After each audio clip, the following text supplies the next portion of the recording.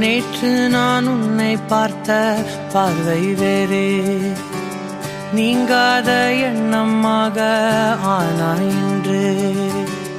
உன்னோடு நானும் போன தூரம் யாவும் நெஞ்சிலே, நீங்காத நினைவுகளாக அணையை இங்கே மிஞ்சுதே.